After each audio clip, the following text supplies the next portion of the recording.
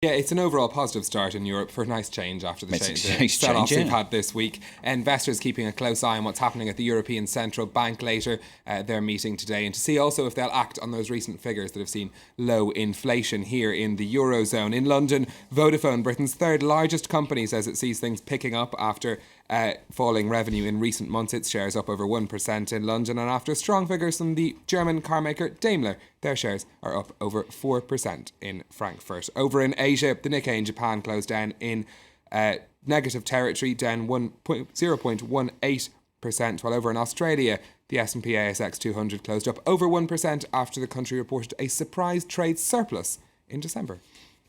Breaking business news coming in over the last couple of hours. Sony, this is. Big changes to their business. Yeah, the company's had a massive reversal of fortunes. It had thought that it was going to post a profit for this year. In fact, it's going to post a net loss of over $1 billion for the year to the end of March. Last October, it had forecast that it would make a profit. Instead, it's now going to sell off its PC business to a private equity firm in Japan and will focus on smartphones and tablets. Instead, it's also going to hive off its loss-making TV business into a separate unit. Now, it's blamed these losses on declining sales, but the one bright spot was its gaming division after sales of the PlayStation 4.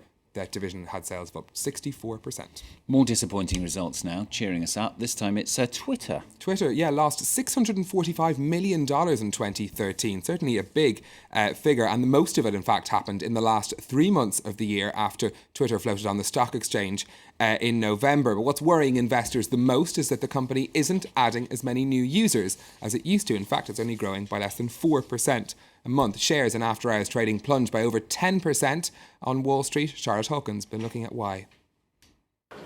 Fewer new users, and they're checking their feeds less often. The rate of people joining Twitter fell to less than 4% over the last 3 months of 2013, the slowest rise on record. And the Twitterati are becoming less active, checking the service less often for new tweets. On top of the company's loss of $645 million last year, these figures have dimmed hopes the social network can sustain its rapid pace of expansion. Rival Facebook has 5 times more users than Twitter and managed to turn a profit of $1.5 billion last year.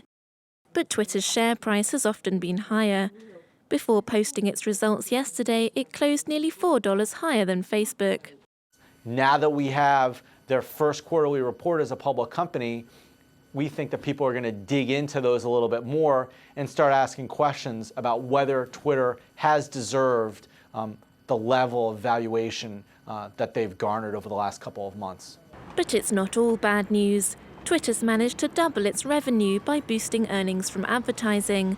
By placing adverts inside users' timelines, the company said it made almost $1.50 for every 1,000 timeline views. That's an increase of 76% from the previous year. Let's take a quick look now at some of the day's companies' news. And the telecoms equipment maker Alcatel-Lucent has lost over 1.3 billion euros last year. The losses are partly due to a massive restructuring plan the French firm has been implementing. New CEO Michael Combs has pledged to sell €1 billion worth of assets and cut $1 billion in costs in an effort to turn around the business. Shares up 7% in Paris today. The Indian Defence Minister says that he doesn't expect to finalise an agreement to buy 126 Rafale fighter jets until after the elections there in May. The deal, worth $15 billion, would be the biggest contract for the planes, which are made by the French firm Dassault. Minister A.K. Anthony said any such purchases would have to be considered in next year's budget. And the American pharmacy chain CVS says it's to stop selling cigarettes at its stores by the 1st of October this year. It's the first national chain in the US to take tobacco products off the shelves of its 7,600 outlets. President Obama is among those who've congratulated CVS for their decision, which is expected to reduce their annual sales by $2 billion.